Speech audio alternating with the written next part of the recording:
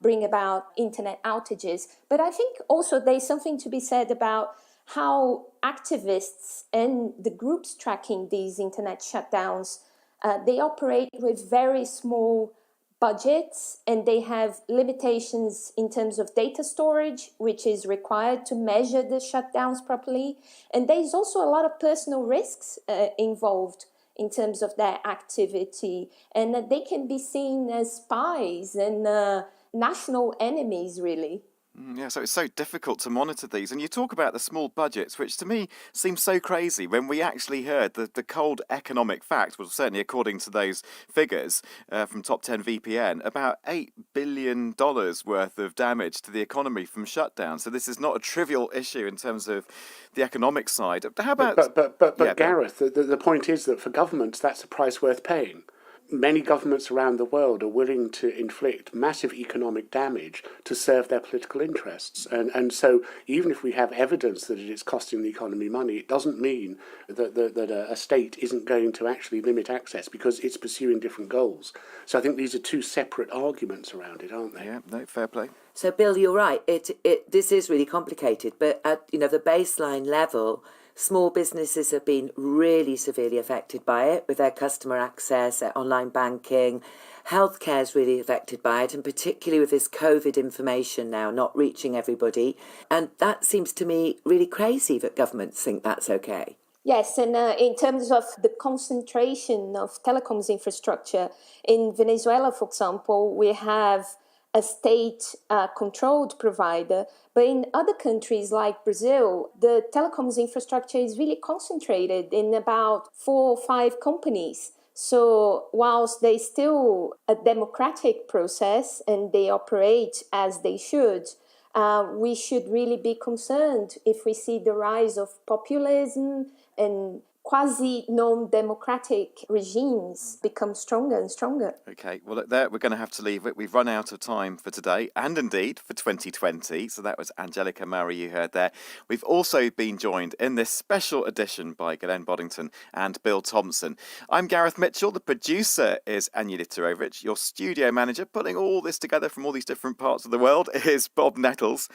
And we will have more Digital Planet for you in the new year, and we can't wait to bring you that. Take care, folks, and goodbye.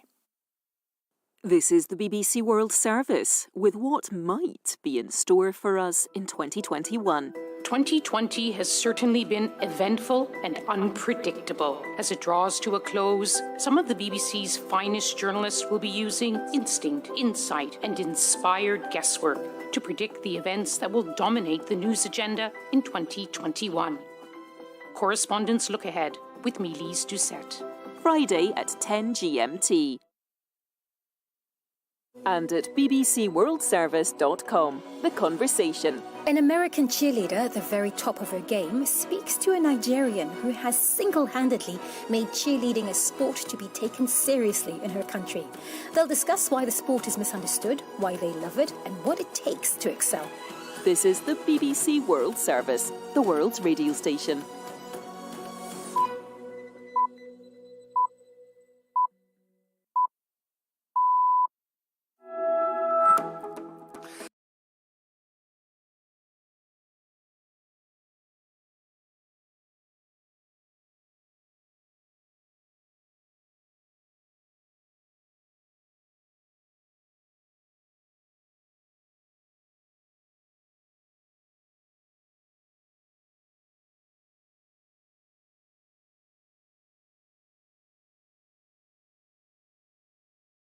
For people to organise their lives.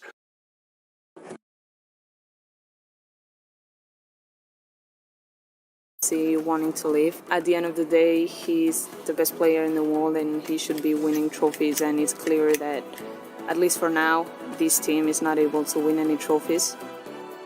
All coming up here on Newsday. Stay with us, we're back after the latest world news.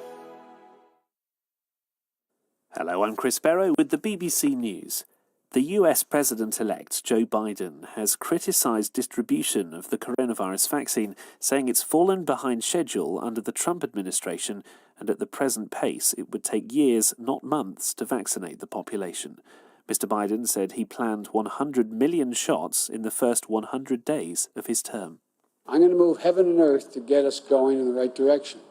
I'm going to use my power under the Defense Production Act when I'm sworn in and order private industry to accelerate the making of the materials needed for the vaccines as well as protective gear. Vice President Harris and I have been speaking to county officials, mayors, governors of both parties to speed up the distribution of the vaccines across the nation. A case of the COVID-19 variant discovered in Britain has been detected in the state of Colorado, in what's reported to be the first such instance in the United States. A statement from the Colorado governor, Jared Polis, said the patient, a male in his 20s with no travel history, is currently in isolation. A court in the Chinese city of Shenzhen has sentenced a group of Hong Kong activists to prison terms of up to 3 years for attempting to cross a border illegally. They were seized by the Chinese Coast Guard as they tried to cross from Hong Kong to Taiwan by speedboat. Sixtus Leung, a Hong Kong independence activist now in the United States, told the BBC the lack of open proceedings made the trial unfair. I think the most important point that we all need to know is that that is not a fair trial. Chinese Communist Party don't even dare to have an open court. No one was able to witness the trial process, including the family and the lawyers that hired by the 12 Hong Kong youth family. And the state appointment lawyers was disappeared on trial day. So if they don't even dare to have an open court, how can we believe that that is a fair trial? Large crowds of campaigners, both for and against abortion, have gathered outside the Argentinian Congress in the capital Buenos Aires as the Senate debates a bill to legalise terminations. With the latest for us, here's Tanya Dendrinos. As the debate began in Argentina's polarised Senate, the scenes outside were just as divided, pro-choice activists chanting and hopeful. According to the government, each year close to 40,000 women require hospital treatment as a result of a dangerous abortion procedure carried out in secret. But this remains a deeply religious country, and many still vehemently oppose the idea. If it passes, the bill would be groundbreaking for Latin America, a region with some of the strictest abortion laws in the world. World news from the BBC. The US Justice Department says it will not charge the police officers who shot dead 12-year-old Tamir Rice in Cleveland, Ohio in 2014. They said there was insufficient evidence to prosecute the 2 white officers who shot Rice, who was black, as the boy was playing with a toy gun in a park. Israeli media are reporting that Jonathan Pollard, the US naval analyst jailed for spying for Israel, has arrived in Tel Aviv after restrictions on his movement ended. Pollard was given Israeli citizenship while in prison, but was banned from leaving the United States when granted parole in 2015. Nigerian police are reported to have deployed specialist teams in their search for Bishop Moses Chikwa, who was kidnapped by armed men on Sunday in Imo State in the east of the country. Local media reports say his car and vestments were abandoned near the Assumpta Cathedral. A file released today by the British National Archives shows how an impressionist unwittingly saved the then Prime Minister John Major from a rebellion of Eurosceptic MPs in the 1990s. They'd been planning to challenge Mr Major, but changed their minds after hoax calls from Rory Bremner, a political satirist and impressionist. Sanchia Berg explains. In September 1993, Rory Bremner was working on a new TV series. As an experiment, he impersonated the Prime Minister and phoned Eurosceptic MPs. To his surprise, the group's leader, Sir Richard Boddy, was completely taken in. A file released today shows that Boddy and his allies had been planning to give the Prime Minister hell that autumn. After the calls, they chose to back him instead. The hoax was uncovered by the Cabinet Secretary, Sir Robin Butler. Sir Richard Boddy initially refused to believe it, saying he knew John Major's voice and the call had saved the Prime Minister's bacon. BBC News. Thank you for the latest news update. Hello, welcome. You're listening to Newsday on the BBC World Service. James Copnell and Claire McDonald with you today. Thank you for joining us. Coming up, we'll bring you news of a new lockdown in Beijing, a controversial bill as well to stop forced religious conversions in India, and the decline and maybe the rise again of one of football's greatest clubs, Barcelona. As always, we love to hear your thoughts. You can get in touch with us by text and WhatsApp as well. This is the number you need, +44 77 86 20 50 85. That's Newsday. The Republican leader of the Senate in the United States has jammed up the process of increasing COVID relief checks from $600 to $2,000. This is something that the president wants. Congress has passed it, but it now has halted in the Senate.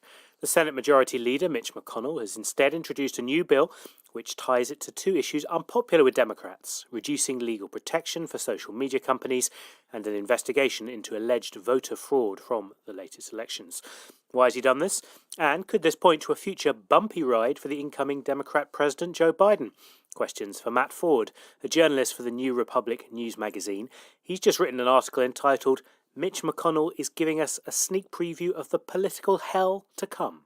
President Trump has supported it, the House of Representatives have voted on it, and the Senate is all that's left. But Mitch McConnell, the Senate Majority Leader, stopped a vote earlier today that would have allowed it to move forward and onto the president's desk, and now it's not clear exactly what the next step will be. He's tied it to a couple of other issues, hasn't he, Mitch McConnell? Yeah, he's tied it to sort of furthering investigations into voter fraud, the claims that Trump has raised over the past few weeks, as well as some issues related to lawsuits in Silicon Valley, neither of which are, even tangentially connected to the $2,000 payments. That's not entirely unusual in American politics, is it? That sort of linking of different issues. Why do you think the Senate leader is doing this? Well, it's certainly not unusual. We have bills that are usually designed to address a whole series of problems at once.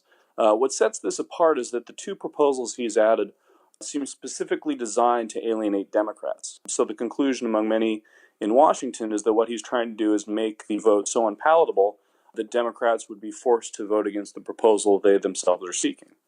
Is this then good politics? I mean, if you're seen by most of the country as attempting to block them getting money in a very difficult economic situation, that could go badly for Mitch McConnell as well, couldn't it, in the court of public opinion? In theory, yes, and that's why we've seen two members of his own party, two of the senators from Georgia, come out in favor of the $2,000 checks over the last few days. They are up for a re-election in just a few days in a runoff election, and they know that they don't want to be on the wrong side of this. But at the same time, for a lot of fiscal conservatives like McConnell, this is not the sort of public policy they want to be promoting in the long term. And while they may be worried about the political fallout, their hope is that they can shift the blame onto the Democrats rather than themselves. What does this tell us about the broader issues concerning where the Republican Party goes now? Is it President Trump's party, or is it moving away from him? I think what we're going to see is sort of a preview over the next few days of what Republicans in Congress will look like when they try to deal with the Biden administration. Biden himself has certainly suggested that the Republican Party will move away from Trump once he's out of office, that the spell will be broken. But, McConnell is really playing sort of a hardball game here. And that suggests that, as he did during the Obama years, the Biden years could be, if Republicans manage to maintain control of the Senate, a very tough, very divisive time for Biden as he tries to pursue his legislative and policy agenda. And I suppose that really does underline the importance of these upcoming elections in Georgia. Indeed. They're probably some of the most consequential by-elections we've had in quite some time. If the Democrats take both the seats, the tie-breaking vote will be Vice President-elect Kamala Harris under the Constitution. That means that, there is no margin for error here for Democrats if they want to see a way forward for their agenda. And all this comes as the President-elect Joe Biden says that one of his massive priorities now is getting vaccines out quickly, suggesting that it's not happening quickly enough under a Trump administration. Is there actually any evidence that politics can make a difference here? I mean, this is logistics, isn't it? These are officials who won't be connected to a political drive to get vaccines out or not. Well, there's no evidence that there's anything amiss in terms of the Trump administration slowing anything down. They seem eager to have people vaccinated as soon as possible. The challenge is that this is a very unusual vaccine. It has to be taken in 2 steps. It's required to be kept at extremely cold temperatures. Biden is promising that he'll take a harder look at these logistical challenges, but it may be some time before the United States is able to get this program fully up and running. That's Matt Ford, a journalist of the New Republic.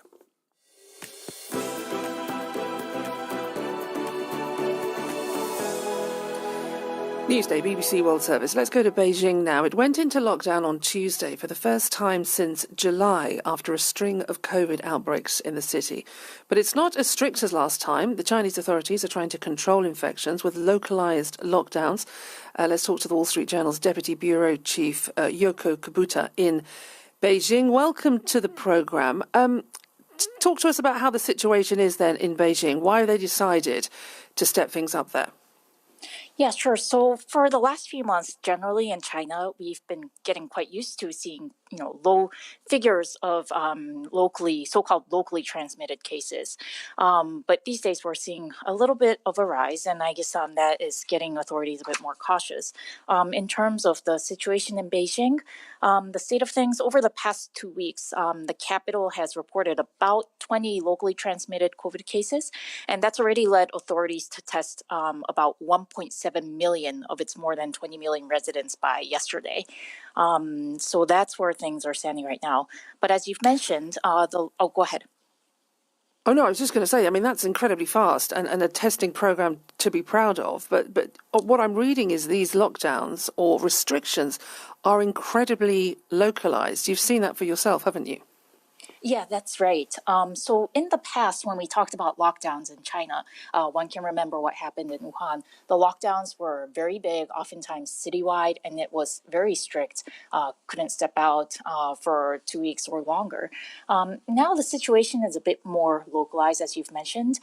For instance, one residential compound that I went to in central Beijing that had a resident who tested positive once this person went back to South Korea.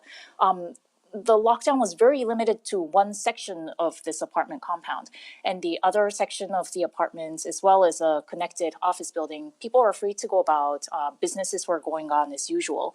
And I think one reason why they're taking this so-called appropriate stringency type of measure approach is because they want to keep measures voluntary and only minimally disrupt the residents and people in Beijing, as well as the economic activities. And that may surprise a lot of people listening to think that, there were very, very strict measures brought in when the initial surge came. So are they now finding or attempting to find a balance between keeping society and the economy going and controlling the virus? I mean, what do people think in Beijing? Is that possible? Yeah, you mentioned the balance, and I think that is definitely the case. The Chinese economy was hit really hard earlier this year. It basically came to a halt in the first quarter, and the GDP dropped to around, I think, 6.8% during that period. That was the first time in 4 decades we saw such severe numbers. Okay, now it's bounced back, and China is likely to become the only major, country to grow this year in the world. But that experience has left a scar on the people and the authorities. It doesn't mean that people here are too relaxed. Masks are back on when you look at the people walking on the streets. At places like public spots, malls or restaurants, we still have to register ourselves using apps to show that we were there at a certain given time. So people are not that relaxed, but it's not that stringent as it was before to keep that balance going so that people can still live their lives here. Thank you so much for the insight and the update. Yoko Kabuta there. She is the Wall Street Journal's Deputy Bureau Chief talking to us from Beijing. Newsday on the BBC World Service, 15 minutes past the hour. Time, I think, for some sport with James Gregg. 5 fixtures last night in the Premier League. James, Manchester United are up to second in the table. That was after Marcus Rashford scored in added time to secure a 1-0 win over Wolverhampton Wanderers at Old Trafford. Ole Gunnar Solskjaer's side are now 2 points behind leaders Liverpool, having played the same number of games.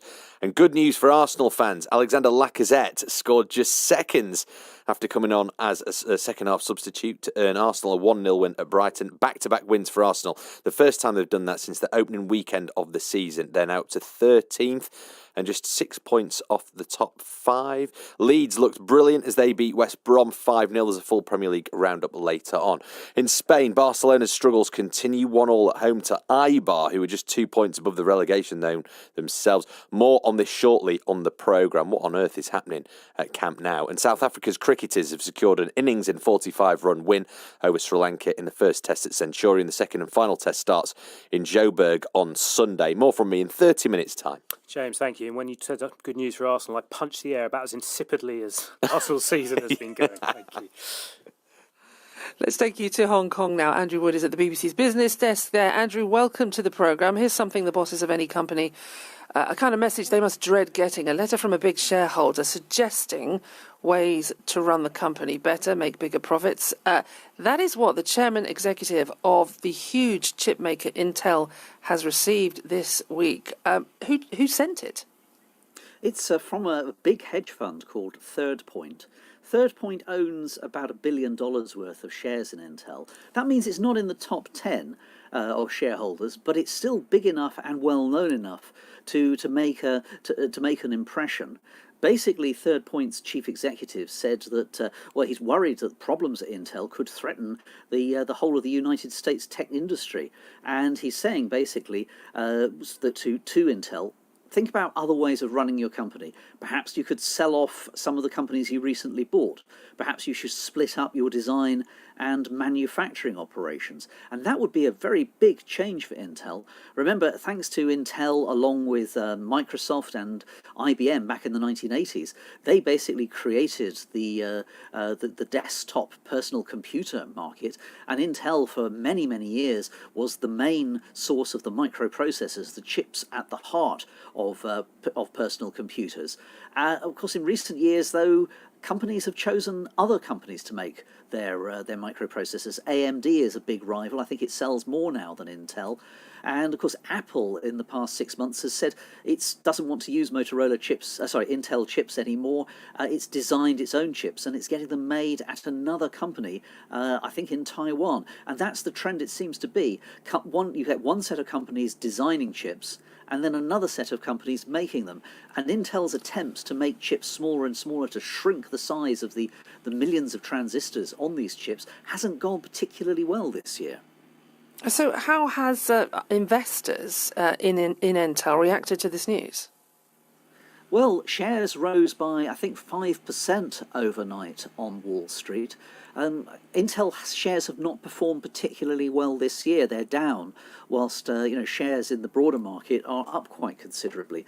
So it would appear that some investors rather like the suggestions that this hedge fund is making. OK, Andrew, thank you for the update. Andrew Wood on our business desk in Hong Kong. More from him throughout the programme. You are listening to Newsday on the BBC World Service. And let me give you a reminder of some of our main headlines. President-elect Joe Biden has promised to step up the pace of coronavirus vaccinations in the US, which he said were falling behind schedule. A court in China has jailed 10 Hong Kong activists who tried to flee the territory by speedboat. And there have been heated exchanges in the Argentine Senate during a debate on the legalisation of abortion. We'll come to that story a little bit later on Newsday.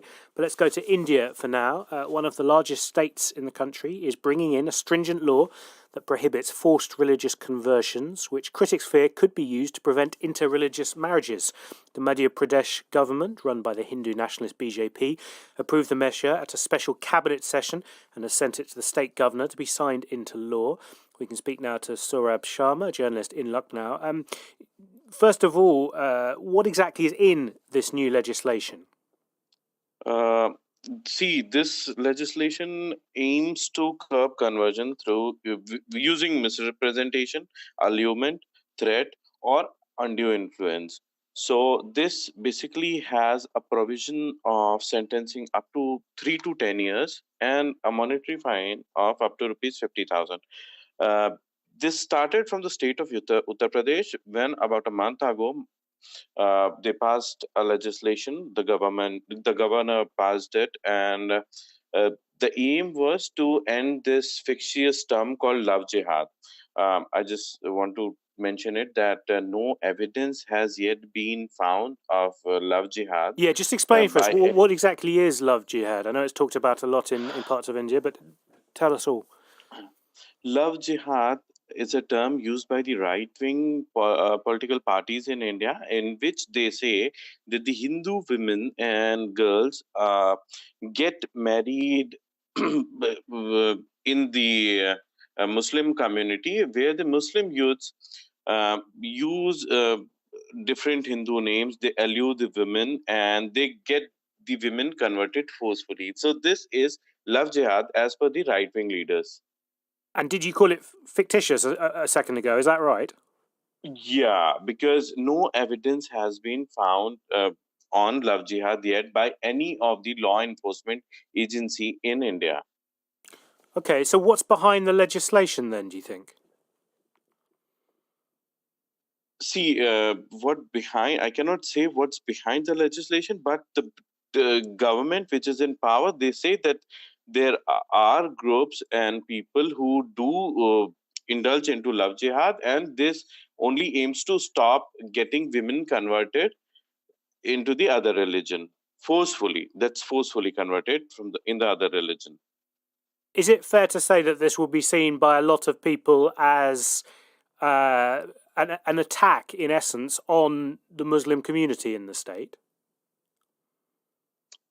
In a broader sense, no, because it has several provisions which also says that conversions of scheduled tribes and scheduled castes is also prohibited through forceful measures. So, in a broader sense, no, but yes, Muslims have been targeted somewhere because of late when this ordinance was passed in Uttar Pradesh, we saw some cases where Muslim youths were arrested and sent to the jail, and later they were released by the court when they found that the marriage was not forcefully done or there was no conversion at all. Is it going to be just these two states, or is it something that could spread elsewhere in the country, do you think? Many other states, like about 12 in numbers, they have already said that they could bring in an anti-conversion law on the lines of the law which has been passed in Uttar Pradesh, or on the lines of law which is going to be passed in the Madhya Pradesh. All right, very interesting indeed. Saurabh Sharma, journalist in Lucknow, thank you very much indeed for updating us on that.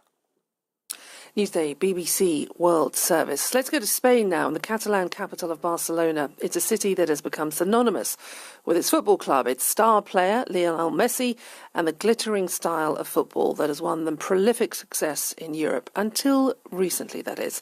After a humiliating exit in last season's Champions League and a run of disappointing results, the talismanic Argentine forward announced in August he wanted to leave the club. Now, that sent shockwaves through Barcelona's fan base, who hold the player in almost religious reverence. Our reporter Tim Smith is taking a look back now at the club's tumultuous year and asks what the future holds for this global brand. The FC Barcelona club anthem invokes all of the pride that fans of this team have become accustomed to feeling in the modern era of the game. But things have hit rock bottom in the last 12 months, with a humiliating exit from the Champions League, losing 8-2 to Bayern Munich, their heaviest defeat since 1951.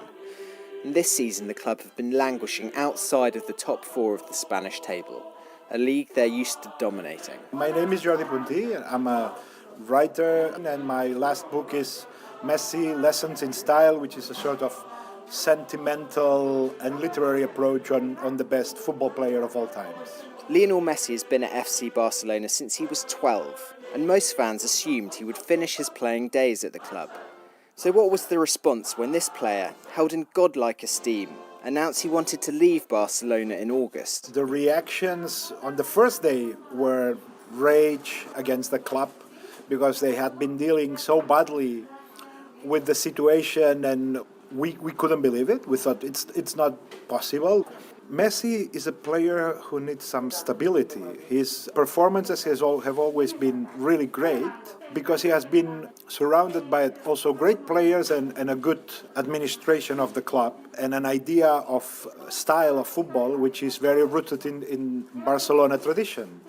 And this has been very stable for 15 years. And then suddenly this started to become a problem because in the last 8 years, they were caring more about, becoming a global club and, getting money in Asia. And what they do is they start buying lots of players for lots of money, and they didn't stay. Probably from those 20 players now, there are still there 5 or 6. So this brings a lot of instability to the team.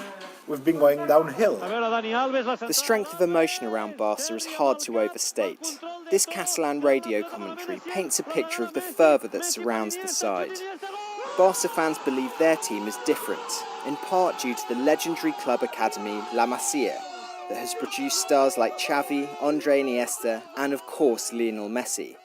So what do fans make of the current state of the team? My name is Patricia. I've been a Barcelona fan since I was a kid. I think it's very clear that they have signed a lot of players that aren't from La Masia. If you remember the team with Guardiola that won everything, I'd say more than half of the players were from La Masia, and it was very rooted in the game, the way they played, and now it's all changed. It makes me sad. I kind of understand Messi wanting to leave. At the end of the day, he's the best player in the world and he should be winning trophies, and it's clear that, at least for now, this team is not able to win any trophies. Let him do what he wants to do. If he wants to leave, and he wants to stay, then stay. But while fortunes have declined in recent years, there is room for optimism. In January, the club will elect a new president, who it's hoped can restore the team to its former glory. From the 9 candidates, I would say at least 6 have a relationship with the older way of playing. And there's even Joan Laporta, who used to be president before, who's the guy who brought Guardiola and who brought Barca to the greatest times of its history. So if he were elected, we could, think of doing something new and something different. Everything needs to, fall apart and start anew, afresh from nothing, no?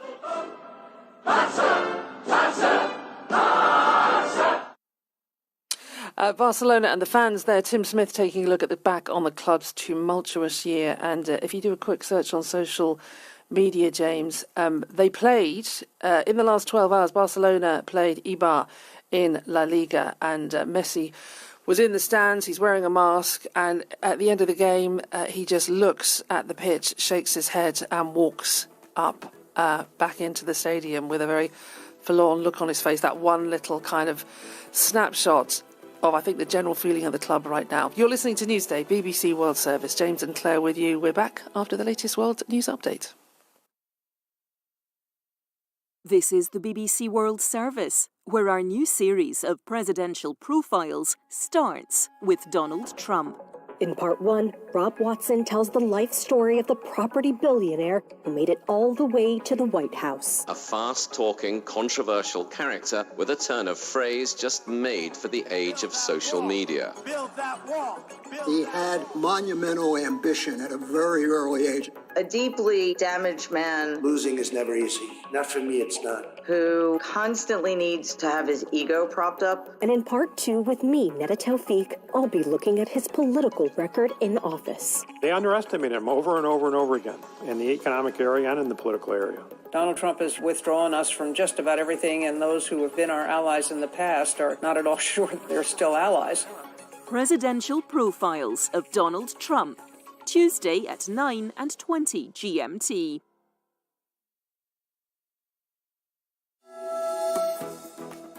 Hello, welcome. You're listening to Newsday from the BBC World Service. James Copnell and Claire McDonald with you. Why are Kenya's medical lab technicians threatening to go on strike? We'll speak to a top union official. We'll also hear why South Africa is banning alcohol again in the fight against the pandemic. And the Ethiopian war criminals free to go after 3 decades holed up in an embassy. All to come here on Newsday.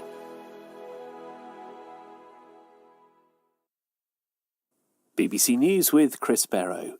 President-elect Biden has vowed to speed up the pace of vaccination in the United States, which he says has fallen dangerously behind schedule under Donald Trump. Mr. Biden said inoculations would be increased to 1 million vaccinations a day. To achieve this goal, he said Congress would have to provide additional funding. The Republican leader of the US Senate, Mitch McConnell, has proposed a bill which ties increased individual payments in the coronavirus stimulus package to the launching of an inquiry into the presidential election. A court in the Chinese city of Shenzhen has sentenced 10 Hong Kong activists to prison terms of up to 3 years for attempting to cross a border illegally. They were seized by the Chinese Coast Guard as they tried to cross from Hong Kong to Taiwan by speedboat. 2 teenagers in the group were not charged and have been transferred to Hong Kong police custody. Large crowds of campaigners, both for and against abortion, have gathered outside the Argentine Congress in the capital Buenos Aires as the Senate debates a bill to legalize abortion. It's already been approved by the lower house. Israeli media are reporting that Jonathan Pollard, the US naval analyst jailed in 1987 for spying for Israel, has arrived in Tel Aviv after restrictions on his movements ended. Pollard was granted parole in 2015, but had not been allowed to travel outside the United States. A file released today by the British National Archives shows how a satirical impressionist unwittingly saved the then Prime Minister John Major from a rebellion of Eurosceptic MPs in 1993. The group had been planning to challenge Sir John, but changed their minds after hoax calls from Rory Bremner, who wanted to test his impersonation of the Prime Minister for a new TV show. And that's the latest BBC News. Thank you for the latest news update. Hello, welcome. You're listening to Newsday on the BBC World Service. James Copnell and Claire McDonald with you. Great to have your company wherever you are listening. It's lovely to have you on board. Coming up in this half hour, we're going to take you to Kenya, to South Africa and to the US. We'll hear about the senior Ethiopian officials from the former military regime who spent almost 3 decades locked inside the Italian Embassy. We've got a full sports bulletin for you too, and don't forget you can get in touch with the programme. We love to hear your thoughts on the kind of stories we're covering. We're going to be looking at the vote in the Argentine Senate later, happening right now in fact, on whether to legalise abortion or not. Akeyu Wilson from Uganda, Saruti in Uganda, has said this: whether we support it or not, the fact is some women will always want to abort or need to abort. I think it should be made legal so that it is performed by qualified medical personnel. Otherwise, backstreet quacks will fill the gap with fatal results. Thank you for your views, Akayu. You can get in touch too. This is the number you need on text or WhatsApp, +44 77 86 20 50 85.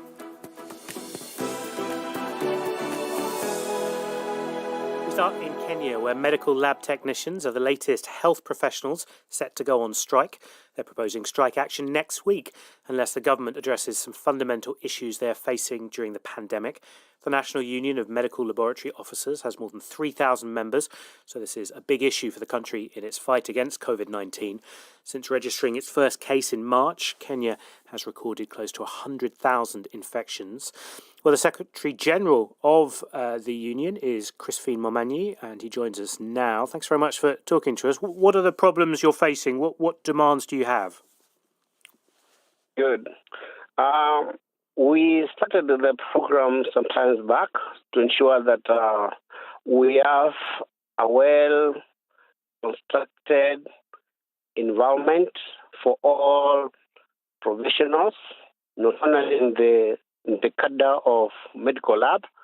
We expect our professionals to work in a conducive environment so that when they are discharging their services, it is both ways.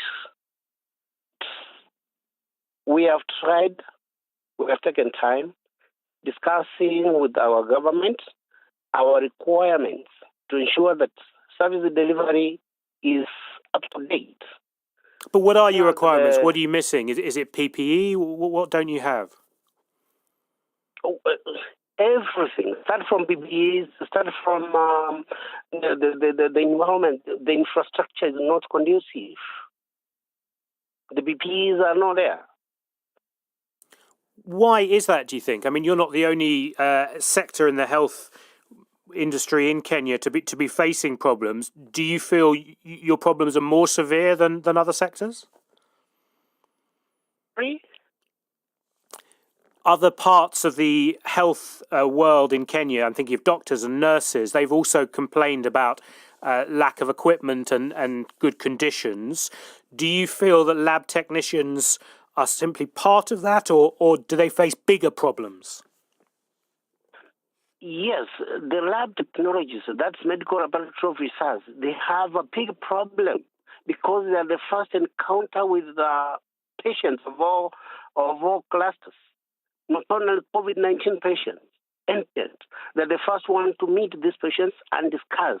Then they get to test them. After testing, they provide the results. But these results, are they valid? No. Why?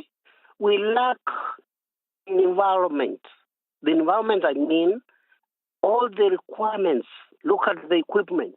They are not validated. Look at the way people handle samples with naked hands. They don't have BBEs. Simple gloves, they are not available. Look at the face masks, right? Look at the gowns. Look at the boots.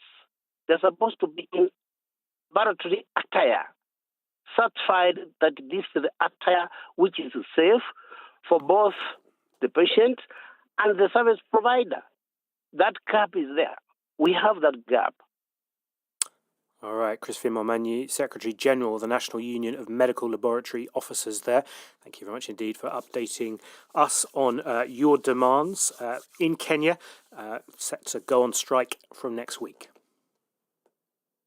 It's Newsday, BBC World Service. Thank you for joining us. James Copnell and Claire McDonnell with you. We're going to go to South Africa shortly. There's another alcohol ban been introduced there because of the rise in coronavirus cases. But we'll bring you this news first of all. The US Justice Department says it will not charge the police officers who shot dead 12-year-old Tamir Rice in Cleveland, Ohio in 2014. They said there was insufficient evidence to prosecute the two white officers, Timothy Lohman and Frank Garmbach, who shot Rice, who was black, within seconds of their arrival at the park where the boy was playing with a toy gun. Now, the killing was one of a series in 2014 that fueled protests against racist policing and became one of the key cases in the Black Lives Matter movement. We're joined now by Subodh Chadra, the lawyer for the family. Welcome to Newsday. Your reaction then to this news? Well, we've known since November that this was coming in some form or the other because the New York Times and the Washington Post reported that the Justice Department had essentially terminated the investigation but failed to inform the family. So we sent a letter on November 23rd to Attorney General William Barr and the Assistant Attorney General for Civil Rights demanding answers. First of all, confirm that it's true, but second, because those newspapers had reported that two career prosecutors in the Justice Department's Civil Rights Division had recommended that a grand jury be convened to investigate the officers, this was very serious that suddenly the Justice Department had quietly decided to terminate the investigation and not inform the family, which, by the way, engaging with the victim's family is required by federal law. So it's devastating because what it means is that the Rice family has yet again been cheated of the fair process. They were cheated of the fair process by the county prosecutors who investigated those officers, and they were cheated by the U.S. Department of Justice yet again under the Trump administration. So has there been a misstep here on procedure? Is that what you're saying? Is that your next move? Well, what has happened is that the prosecutors, the career prosecutors, had said, we want to move forward with the grand jury investigation, but there was apparently political interference at higher levels of the Justice Department by an administration that is hostile to the rights of African-American victims of police violence. And that's the way we see it. That certainly there seems to be every indication of that, according to the reporting, and we've also confirmed that through our own sources, that again, career prosecutors wanted to move forward, and the Trump Justice Department said no. So there's very little we can do now federally because the statute of limitations has run on the potential crimes that could have been charged federally. There is still under a year left for potential state charges for obstruction of justice and perjury based on alleged false statements that the officers made during the course of the investigation. And that's why we are pressing the Justice Department to release the internal recommendations by those line prosecutors so we can see the roadmap of what they saw, what they believed should happen, and we can then try to pursue the state law route. But, we just are not getting cooperation from the Justice Department. They have not responded to our letter of November 23rd. They've blown it off, and we're probably going to have to ask the next administration, the Biden administration, and their Justice Department officials to look into these matters and see if they'll... And how hopeful are you of a more positive outcome on that front? Because we have the transition of power just weeks away now, and as you say, federally, the clock's timed out, but on a state level, you still need the support of the Justice Department, I understand. So are you more hopeful because you will have a different administration to deal with? I am hopeful that under a new administration that they will, I hope, exercise transparency and help us understand why the Rice family was treated so badly. There is a federal statute that requires the Justice Department to keep the families of victims of crime informed about every step in the investigation. They failed to follow that law. So this is highly irregular the way this happened, just as when those county prosecutors were investigating the case before the grand jury, we learned that they let the officers walk into the grand jury, give pre-written statements, and not face any cross-examination whatsoever, which is completely ridiculous. There's not a target of a criminal investigation in America that gets that kind of special treatment and coddling. And so we've seen a sort of similar type of approach in the way that this investigation was approached by the Justice Department, it appears, and we want to get answers, and we hope that the Biden administration will help give us those answers. Okay.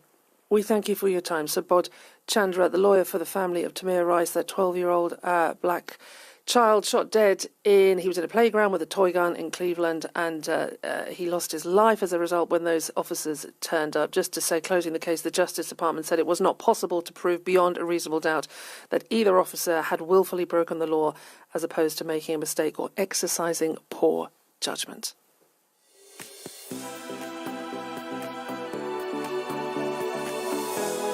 And let's return to our story Claire mentioned, the restrictions reintroduced in South Africa to crack down on a rise of the coronavirus there, including a ban on alcohol sales and the closure of all bars. Pretty difficult period for the alcohol industry. Would have been a key moment of earnings over the Christmas period and early New Year and so on. Well, we can speak now to Helen Lerville, Regulatory and Public Policy Director at the massive brewing company AB InBev Africa. Thanks very much for talking to us. I imagine you're not particularly happy with this decision. Good morning, and thank you for having me, and good morning to your listeners as well. It's not a good time in South Africa right now. As the South African Breweries, a proud member of the AB InBev family, we, like all South Africans, are extremely concerned about the rapid resurgence and spread of COVID-19 in South Africa.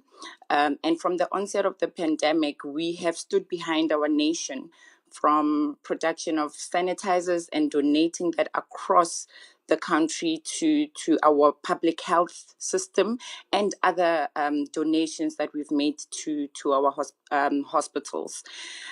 We cannot at this point say that we are happy with how things have gone.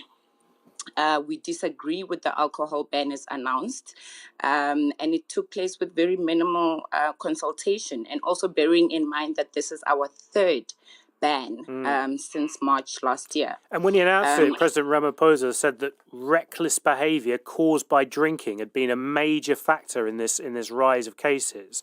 Surely you understand, given that, why this decision has been made. I mean, we get it to a certain extent in terms of consumer behavior. However, we cannot agree that our sector is continuously criminalized and called out as the most significant cause of the recent increases in South Africa. Our industry and our colleagues and our families cannot be criminalized against once more. And we judge this as not only unfair, but it disregards more than 125 years of efforts that we have done in this country.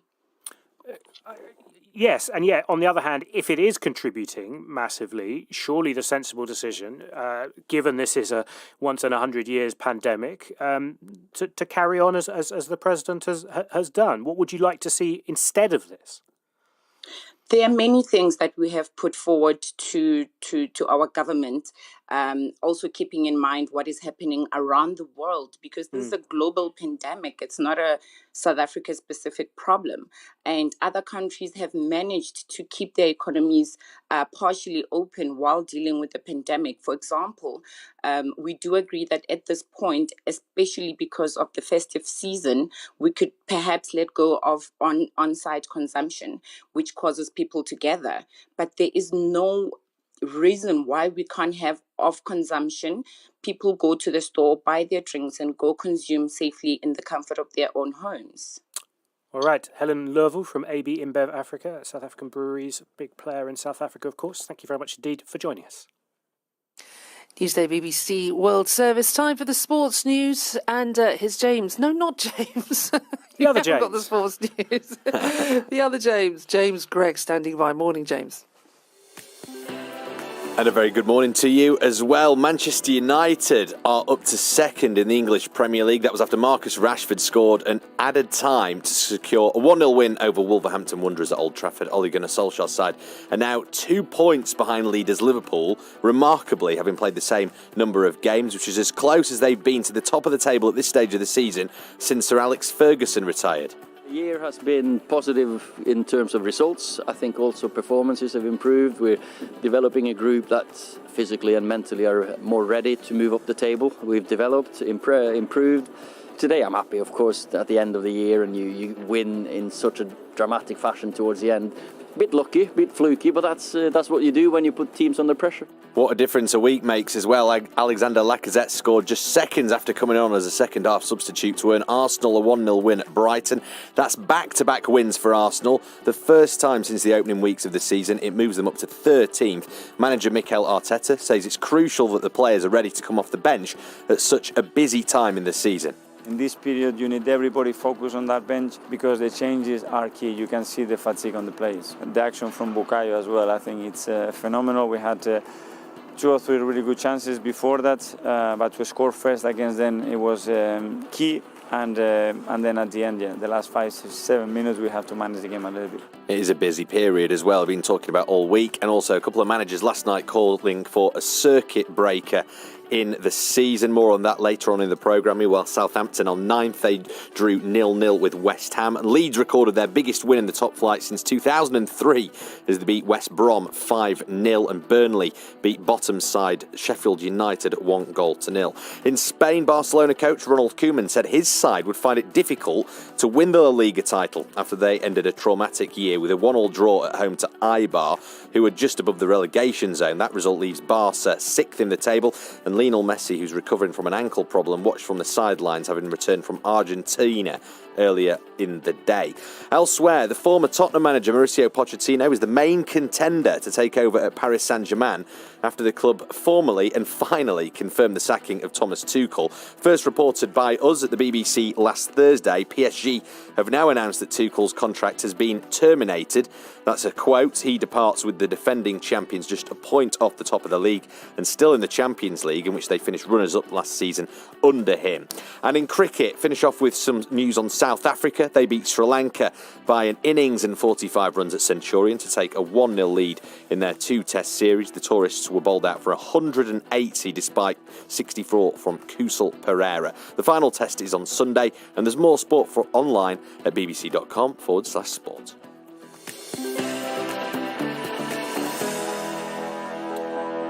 convicted of genocide and then shut away, not in a prison, but in an embassy. I'm talking about two senior officials from the former military regime in Ethiopia, Berhanu Baye and Addis Tedla. They were convicted in absentia in 2006, but spent almost 3 decades holed up in the Italian embassy in the Ethiopian capital, Addis Ababa. Their case has been described as the longest diplomatic asylum saga in history, and that saga seems to be over as they've been pardoned. And we can speak to our colleague in Addis Ababa, Kalkiden Yibeltel. Kalkiden, tell us first of all more about the two men. Yes, the two men who are granted pardons now used to be senior figures in the Marxist military regime that ended when the APRDF came to power in 1991. So one of them used to be Berhanu Baye, used to be a foreign minister in the late 1980s, and the other was a top military official. So there were two of the four top government and military officials that took asylum in 1991 when the regime collapsed. The other two died there, and these two are alive, and now at the ages of 82 and 74, they are allowed to be free from the embassy premises. It's quite an extraordinary story. I mean, do we know in what sort of conditions they were living in the embassy for 3 decades? We don't know, unfortunately, since it's an embassy and it's a closely guarded story. But we understand that it was a dramatic story where one of them committed suicide from the four that were taking asylum there, and the other is allegedly killed by one of the people who is being pardoned now. So it seems that it was a dramatic stay in the past 30 years, close to 30 years in that embassy. Yeah, and also one that led to quite some tensions between Italy and Ethiopia over the years. Yes, for decades, for close to 3 decades, Ethiopia has been demanding their handing over to its hands, but the Italian government refused, and that created spat and diplomatic rows between the two governments. And now that seems to be over, with the government basically allowing them to be free. They can leave the embassy premises, and the diplomatic row could end. Why now? Why have they decided to give this pardon now, do you think? That's a question on everyone's mind. It's not clear why. They were, as you said, convicted of genocide in absentia, and they were sentenced to death. And then the Attorney General's office here asked for that sentence to be changed into a life imprisonment, which was approved by the president here. And that means that the time that's spent in the embassy could be counted as time served. And now they are being released. So no one knows why this is happening now, and that's a question on everyone's mind. And very briefly, if you could, Kalkiden, are people happy or unhappy about the decision? It doesn't get that much attention here. It seems that Ethiopia has a lot of bigger fish to fry right now with the conflict in Tigray and ethnic conflicts in other areas. Yeah, a lot going on indeed, but an absolutely fascinating story. Thank you so much indeed for updating us on that, Kalkiden Yibeltel.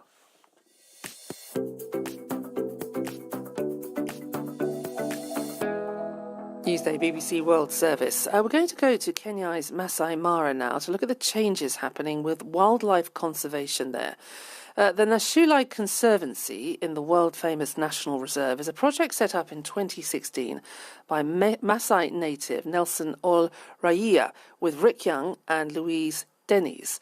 Nashulai aims to revive traditional practices of conservation. It's a place where humans and wildlife coexist and where nature is thriving. Our Africa correspondent Catherine Bayurahanga has been to visit.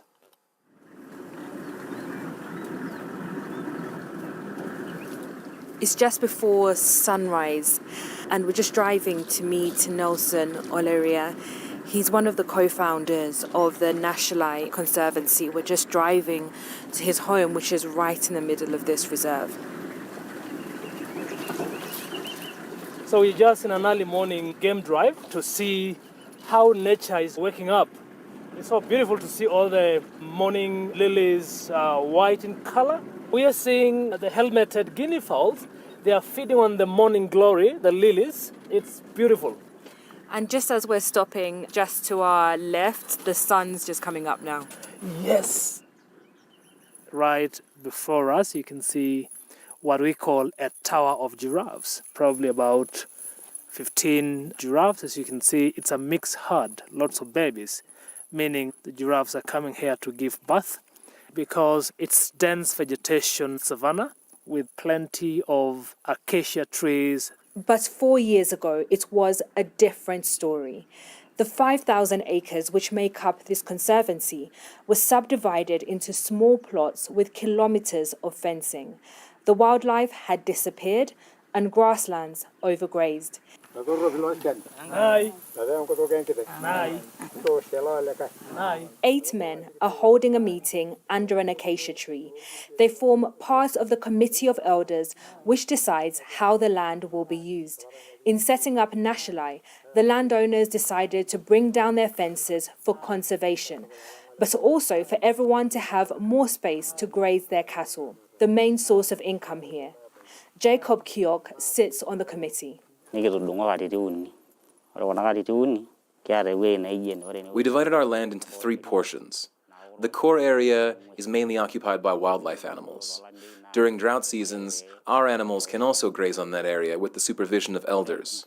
The holding area is a free grazing land where members of the Conservancy can graze their animals. However, they don't just do it anyway. There's a protocol and a plan set to be followed during grazing. For centuries, Maasai pastoralist communities have lived alongside wildlife, but post-colonial conservation models have seen them moved off their land and for many to give up their cultures.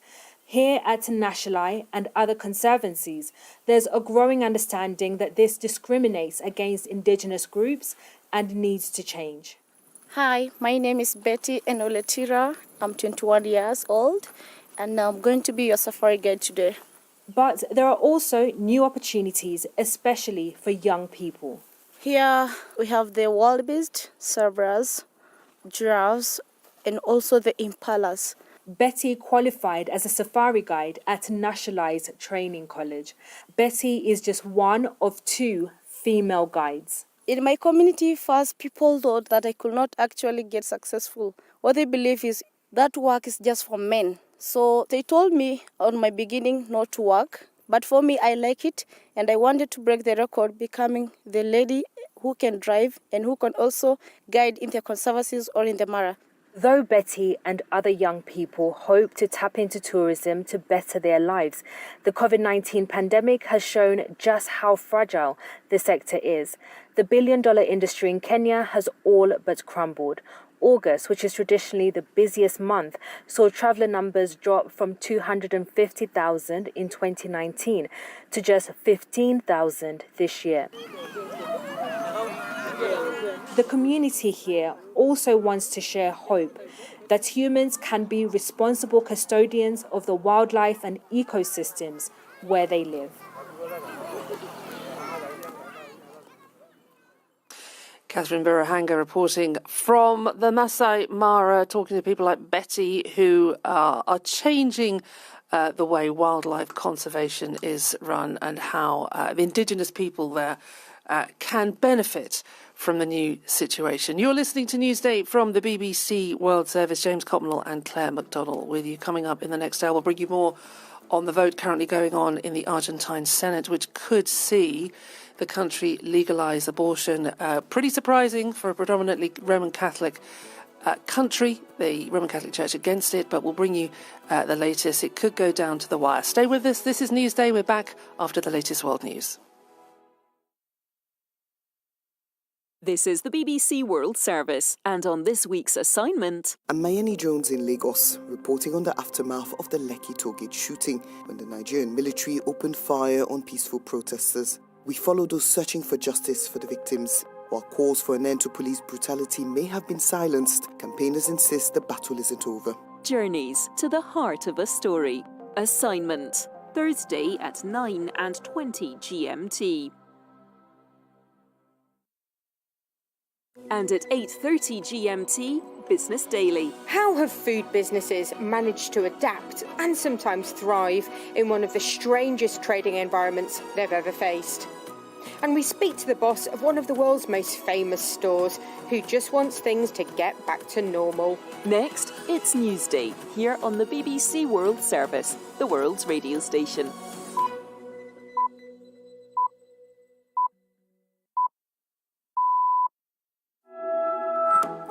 Hello and welcome to Newsday on the BBC World Service with Claire McDonnell and James Copnell. Great to have you with us. Coming up, European leaders are set to sign the Brexit deal today, which will allow the UK to trade outside of the EU. But will British parliamentarians follow suit? Also, could history be about to be made in Argentina as a law that would legalise abortion reaches its final hurdle in Parliament? We'll get the latest. The COVID pandemic here in the UK has reached a critical stage. Millions more expected to be moved into the highest level of restrictions. This is what a doctor told the BBC. I've seen so many patients yesterday said, how did I get this? I thought I'd been really careful. And the answer is, it is all around us. It's really prevalent. And we'll go to Beijing, where COVID restrictions are so precise they affect not just your town or apartment block, but even the elevator you might use. First though, this news. Hello, I'm Chris Barrow with the BBC News.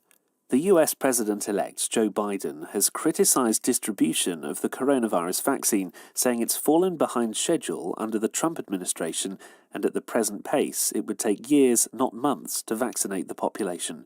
Setting out his own coronavirus response plans, he promised to use the Defense Production Act to boost vaccine availability. I've laid out 3 challenges in our first 100 days. One of them is ensuring that 100 million shots have been administered by the end of the first 100 days. This is going to be the greatest operational challenge we've ever faced as a nation. But we're going to get it done. But it's going to take a vast new effort that's not yet underway. The US Senate will, on Wednesday, consider a revised bill which would tie increased payments in the coronavirus stimulus package to stripping some legal protection from social media companies and launching an inquiry into the presidential election. It was tabled by the Republican Majority Leader, Mitch McConnell, who earlier prevented a straight vote on increased aid. A court in the Chinese city of Shenzhen has sentenced a group of Hong Kong activists to prison terms of up to 3 years for attempting to cross a border illegally. They were seized as they tried to reach Taiwan by boat. 2 teenagers in the group were not charged and have been transferred to Hong Kong police custody. Danny Vincent reports. Hong Kong activists have been calling for the return of the 12 protesters since they fled the city by speedboat in August. Today, 2 teenagers have been returned. They're now under police custody. The others face between 7 months and 3 years in prison in mainland China.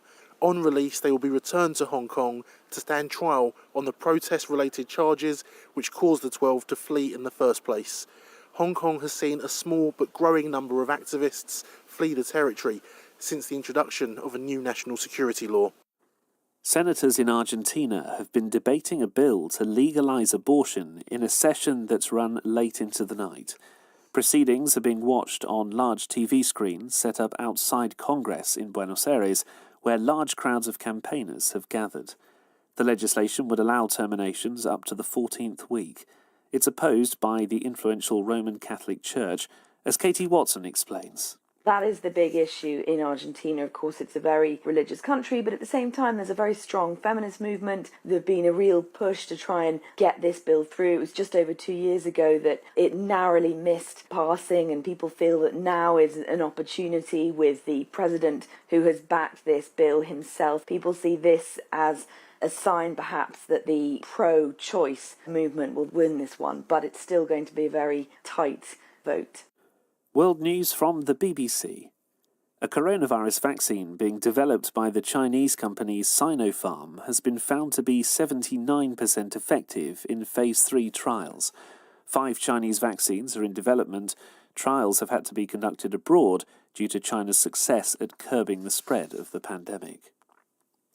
The US Justice Department says it will not charge the police officers who shot dead 12-year-old Tamir Rice in Cleveland, Ohio in 2014. They said there was insufficient evidence to prosecute the 2 white officers who shot Rice, who was black, as the boy played with a toy gun in a park. Israeli media are reporting that Jonathan Pollard, the US naval analyst jailed for spying for Israel, has arrived in Tel Aviv after restrictions on his movement ended. Pollard was given Israeli citizenship while in prison, but under the terms of the parole granted in 2015, he was not allowed to travel outside the United States. A file released today by the British National Archives shows how an impressionist unwittingly saved the then Prime Minister John Major from a rebellion of Eurosceptic MPs in the 1990s. They'd been planning to challenge Mr Major, but changed their minds after hoax calls from the political satirist Rory Bremner. Sanchia Berg explains. In September 1993, Rory Bremner was working on a new TV series. As an experiment, he impersonated the Prime Minister and phoned Eurosceptic MPs. To his surprise, the group's leader, Sir Richard Boddy, was completely taken in. A file released today shows that Boddy and his allies had been planning to give the Prime Minister hell that autumn. After the calls, they chose to back him instead. The hoax was uncovered by the Cabinet Secretary, Sir Robin Butler. Sir Richard Boddy initially refused to believe it, saying he knew John Major's voice and the call had saved the Prime Minister's bacon. BBC News. Thank you for that news and welcome to Newsday. Claire McDonald and James Cocknell with you. On the way, plenty on the Brexit trade deal. Could the majority Catholic country of Argentina be about to legalise abortion? And Beijing and its localised, very localised lockdown, from towns to buildings to the elevator you're allowed to use in that building if you test positive for COVID-19. Remember, you can text us or send us a WhatsApp message on anything you hear. Our number +44 77 86 20 50 85. And you can catch up with the other best bits of our programme at our website, bbcworldservice.com/Newsday.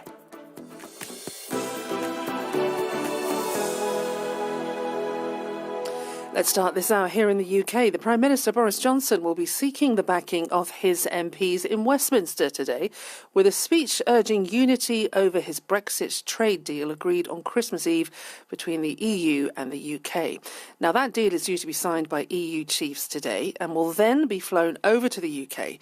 But will Boris Johnson's plea of national destiny, whilst also stressing the EU remains a key ally, go down well with MPs ahead of Parliament's vote on it? And all this one day before the UK's transition period ends. Let's get the opinion of our UK political correspondent Rob Watson, who joins us now. Rob, this is really down to the wire, isn't it? So this is the deal that saved the UK from no deal. So one would have thought everyone said that's the worst option. Will this get through the UK Parliament? Absolutely. I don't think there's any doubt about that. And here's the strange thing, Claire, and good morning to you and to James and to everyone. In many ways, at this point, it's not the passage of this bill, of this deal that's controversial. It will definitely go through. So it's easy to sit back and say, oh, well, it's not a very big deal. I absolutely urge everyone to take a deep breath and recognise this is an absolutely historic, transformative moment in British politics. Why do I say that? Because in 2015, if you can think back to that election, both of Britain's major parties have supported, just as a matter of course, Britain's membership of the EU. It was an integral part of their foreign and domestic policy. Now you've got the Conservative Party, the governing Conservative Party, enthusiastically a pro-Brexit party, and the main opposition, Labour Party, accepts Brexit, accepts leaving the EU, although as the best, having to make the best of a bad job. So utterly extraordinary. If you'd have said 5 years ago, Claire, the two main parties in Britain would support leaving the EU, you would have said you're nuts. But here we are. Here we are, and we know that the leader of the opposition, Sir Keir Starmer, has already had some of his MPs say, well, we aren't backing this. The Scottish National Party have said they're not going to back it either. Does Boris Johnson still have the numbers to get this across the line? Oh yeah, this is just entirely academic. This will easily pass. I mean, the interesting part of the politics of the day is really the position of the main opposition Labour Party. I mean, nobody doubts the transformation of the Conservatives into an anti-EU party. But the interesting choice is Labour's, and essentially it could have decided to say, look, Brexit is utterly hopeless, we'll be an anti-Brexit party. Everything that goes wrong will say, oh, well, it's the Conservatives' fault. Mr Starmer has rejected that approach and is instead deciding to say, Britain has left the EU, let's try and get Brexit behind us, we'll critique the deal, but we don't want to be seen as a party that, if you like, is willing Britain to fail.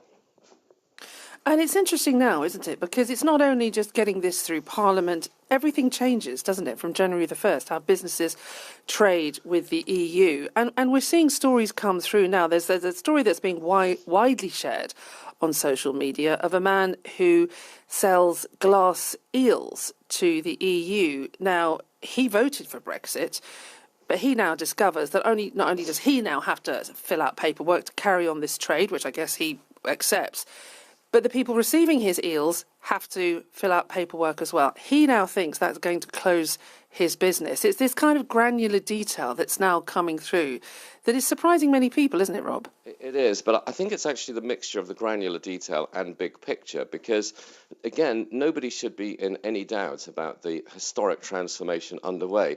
Yes, a deal has been done between the UK and the EU, but a deal that is entirely designed at getting Britain out of getting it out of the EU projects, the project of closer economic and political union. So this is a deal that is being signed off today that makes Britain's economic relationship with the European Union far, far more distant, whether you're selling eels or financial services, whatever it is. Britain is leaving the European Union and it is ending its political ties altogether. It's why I say it's a transformation, not just in the shape of British politics, but absolutely in the day-to-day way in which Britain trades and behaves and interacts in every single way with the European Union. We're not staying a sort of a marginal member. The UK has left with all sorts of implications. And we will see the start of that new chapter later today with that vote in Parliament here in the UK. Rob Watson, our parliamentary correspondent, thank you for joining us. Yeah, that's a bit of the politics. What about the business implications? Andrew Wood joins us from our business desk in Hong Kong now. Andrew. Yeah, I think the car industry and manufacturing in general are both most affected by or most worried about what's going to happen. Both the Society of Motor Manufacturers and Traders and Make UK, which represents manufacturing industry, they've both issued statements today. They want immediate ratification by the UK Parliament of this agreement. As they say, it's the only way to avoid what they call a no-deal disaster. Joining us now is Leslie Batchelor, who's Chief Executive of Export Boot Camps, which apparently works with the likes of Make UK on training businesses and Brexit, about Brexit and strategies for new markets. Good morning, Leslie. What's your thought on this? What's the biggest effect that there's going to be on the people that you're trying to train? Well, I mean, a lot of it, obviously, we all agree that this needs to be ratified. There's no question of that at all, because business can't carry on with this sort of pressure and trying to plan for a no deal and operate and make other provisions has been very, very difficult and put unnecessary pressures on our businesses, I'm afraid. But of course, now they've got a few days really to get a plan in place and to implement. I think the good news is that HMRC are being great about it, and they're actually being... That's the tax and customs people. Sorry, HMRC. Yes, I'm sorry, Revenue and Customs. And they've put together some great plans as far as sort of post lodgement of paperwork, etc. So that helps things a great deal. UK and the Commission have agreed for a year's sort of a distance on the lodgement of rules of origin and actually producing evidence for that. And I think this is going to be the key thing, the rules of origin. Okay, now what happens? We were hearing earlier from the saying about the car industry, an industry that relies an awful lot on just-in-time components being shipped across borders to be able to make cars. Is that going to be able to keep up with the pace? To be honest, I think we're all changing completely the way our supply chains work. I think there was a time when we were part of the EU where we could just literally order something and within 2 or 3 hours things would be there. That's just not going to happen any longer. We've got to factor in the amount of time it takes to cross a border and for the extra paperwork to be considered. So no, I think everyone is rethinking their supply chains. What's the biggest question that that the people you're training ask you about what's going to happen? Well, they were asking me whether we would get a deal or not, and of course now we were preparing for no deal most of the time because that was the worst case scenario. Now we've got a deal. I think everybody will be now into a different frame of mind, which is okay. We know what we've got to do now, and as I say, the majority of the work is going to be now around yes, the paperwork and the new systems that we've got in the UK as well to support the new border that we have, but also, as I say, the rules of origin that support the trade deals. So, of course, we've got the new UK-Turkey agreement that's come through, which is another continuity agreement, which means we can carry on as normal, but, still we have to evidence and what we're saying within the EU is that we will be able to self-certify, which is great, but of course the onus is on us to get this right. OK, Leslie Batchelor at Export Boot Camps, thanks for joining us on Newsday.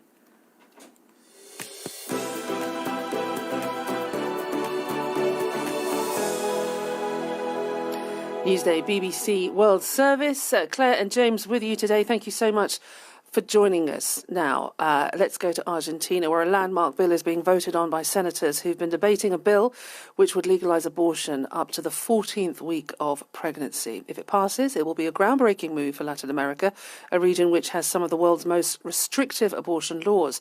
The Catholic Church, which remains highly influential there, opposes the bill. Now, the law has already been approved by the Chamber of Deputies, but the result in the Senate is predicted to be tight. In 2018, senators narrowly voted against legalising abortion, but this time the bill has the backing of the government. Let's talk this through with lawyer Catalina Calderon, director at Women's Equality Centre, which is a non-profit organisation that promotes women's rights. Welcome to Newsday, Catalina. History could be about to be made. Talk us through your thought process. Yes, so the bill was presented and was welcome for discussion from President Macri in 2018. And as you mentioned, the Senate, by a very, very close margin, rejected that bill. However, the women's movement didn't stop there and actually start growing at a very fast pace, and their voice got even louder after the 2018 vote. They even had a presence in the whole presidential campaign in 2019, where current President Fernandez, made the commitment to the women to actually move forward with this bill and presenting this bill from the government in 2020 as one of the first acts. The pandemic hit, and that didn't happen.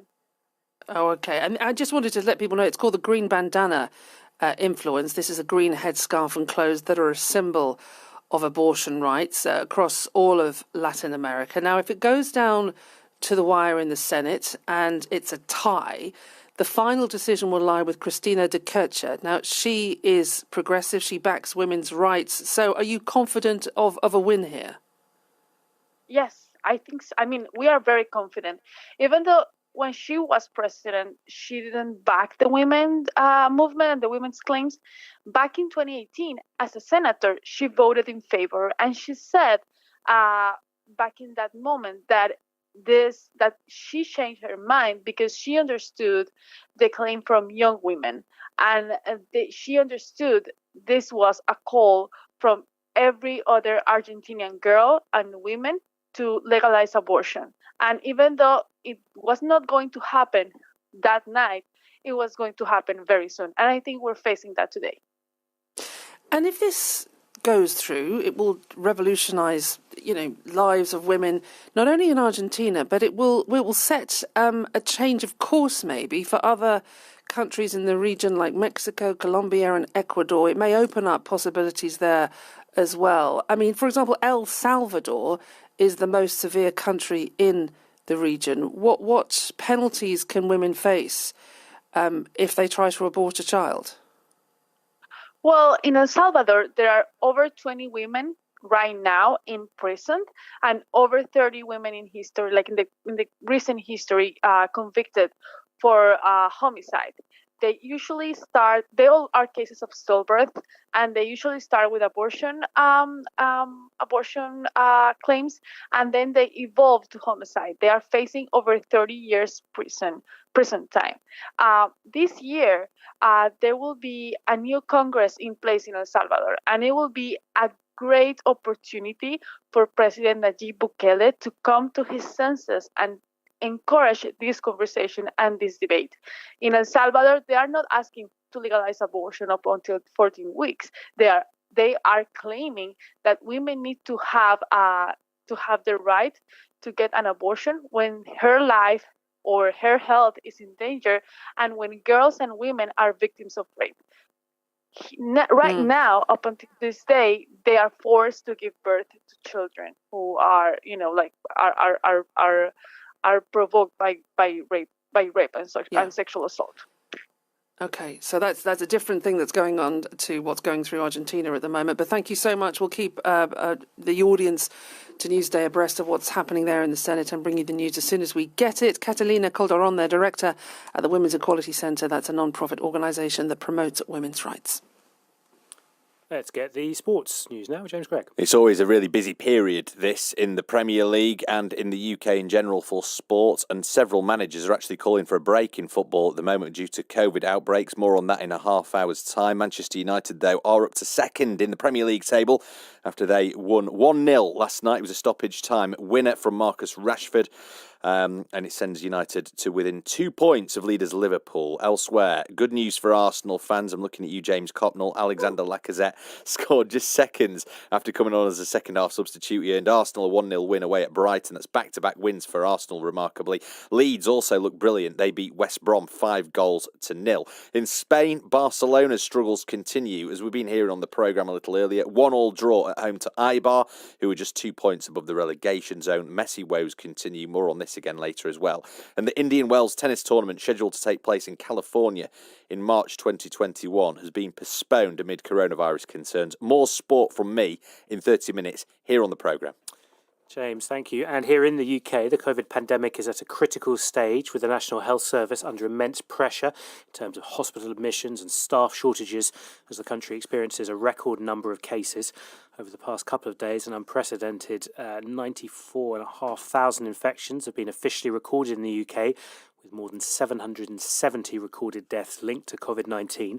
Dr. Katie Sanderson is a junior doctor at a London hospital and a member of the Doctors Association UK. She says people are underestimating the infection risk. I've seen so many patients yesterday who said, been sat with people who are dying, who said, how did I get this? I thought I'd been really careful, with relatives of, somebody who's dying saying, how did this happen? And the answer is, it is all around us. It's really prevalent. It's really infectious, and in a proportion of patients it causes really, really severe illness. And I think people need to understand what is happening in their local hospital, and the fact that if infection rates continue to rise, people will not be able to access good medical care. Well, today the government is due to review the set of restrictions it has in place, known as the tier system, which has been adapted over time to attempt to stem the spread of the virus. But what can the authorities realistically do? Well, Dr. Deepti Gurdasani, an epidemiologist at Queen Mary University London, joins us now. Thank you for talking to us on Newsday. Are you surprised by the number of cases right now? It is certainly surprising. I don't think we've been at any point in the pandemic where spread has been so rapid and so worrying. I think we're at a very pivotal moment in the UK right now where, we can try and contain this and get on top of it. But if we don't do that very quickly, it's likely the opportunity will pass. Is it just a relaxation over Christmas and in the weeks coming up to it? Or how much of it is this new strain of the virus which just seems easier to catch? I mean, certainly lifting of restrictions play a role, but I think the variant is playing a big role here. A variant that's 50 to 60% more transmissible, spreads much more easily, is much harder to control, needs much higher vaccine uptake. So, for example, in the last lockdown, we know that even towards the end of lockdown, cases were rising exponentially in London and the southeast, which tells us that restrictions don't have the same level of effect on this viral strain as they did earlier, and we need much stricter and much harder restrictions to really stamp it out. What will those restrictions involve? Some countries have taken a very localized approach. We've heard from China, for example, on that, on this programme. The other option is a sort of nationwide lockdown, for example. What sort of approach would you advise? I think we urgently need a nationwide lockdown. And the reason for this is this new strain is very, very concerning. So, strain that's more transmissible, even if it's not more fatal over time, essentially makes more people ill and kills thousands of more people. And we now have this to some extent localized, although it has spread to different regions across the UK. But we urgently need to contain it, prevent spread across the UK, prevent it becoming dominant in other parts of the UK, prevent exports to the world, which we know have already happened. So this is not just a UK issue now, it is a global issue. We need to stamp this variant out, because if this variant becomes a dominant variant across the globe and across the UK, the pandemic is going to get much, much harder to control, and it'll become much harder to get on top of it. So in terms of the UK, we need a national lockdown. We need to close schools Now that's because interesting. Close schools. Yes. Why? Because keeping kids at school has been a key objective for governments. Yes, absolutely. I mean, nobody wants to close schools because we know that closing schools has a hugely damaging impact. It worsens inequities. The problem is that with this variant, we know that restrictions alone will not have the impact of reducing cases. This has become very clear from SAGE evidence, and independent SAGE has also suggested this. These are bodies that advise the government, yeah.